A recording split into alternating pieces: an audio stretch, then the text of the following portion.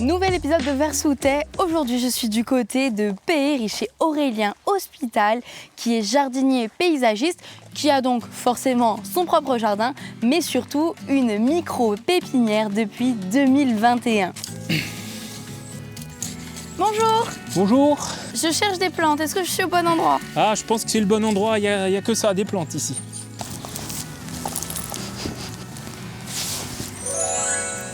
Je viens de la part de Laura Perret, qui m'a transmis le mot palette.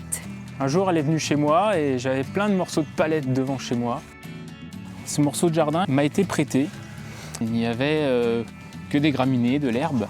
Là, j'y ai introduit au fur et à mesure des espèces de différents climats méditerranéens, de bords de falaise, de bords de mer, de montagne, et acclimater toutes ces essences pour former un paysage méditerranéen. Vous me faites visiter votre jardin? Oui. Allez, c'est parti. Tato, tu viens? Allez!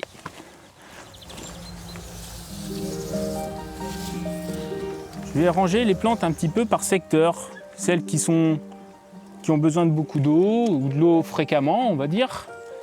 Et puis d'autres qui vont ne jamais avoir besoin d'un arrosage. Donc les extrêmes qu'on connaît, les plantes grasses, les cactées. Mais entre les deux, on a le jardin méditerranéen. Méditerranéen, c'est vraiment des plantes qui peuvent quand même subir des périodes de sécheresse prolongées, plusieurs mois, et avec des hivers aussi froids ou pluvieux. Donc la micro-pépinière, elle sert à fournir des jeunes plants produits localement, et particulièrement aussi avec de la terre qui est faite sur le site, c'est-à-dire que je fais de la terre.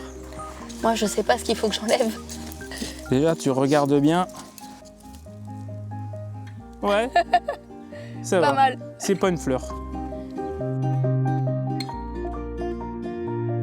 Et vous, Aurélien, quelle est l'entreprise qui vous a inspiré? Le jardin des abeilles, chez qui j'ai travaillé dans la famille Casalta il y a une bonne dizaine d'années déjà. Il y a Pierre et Tiphaine. On a planté des tas d'espèces méditerranéennes dans leur grand jardin. Tiens, Marie-Céline, cadeau. Alors, elle n'est pas odorante. Ah. Non, et non.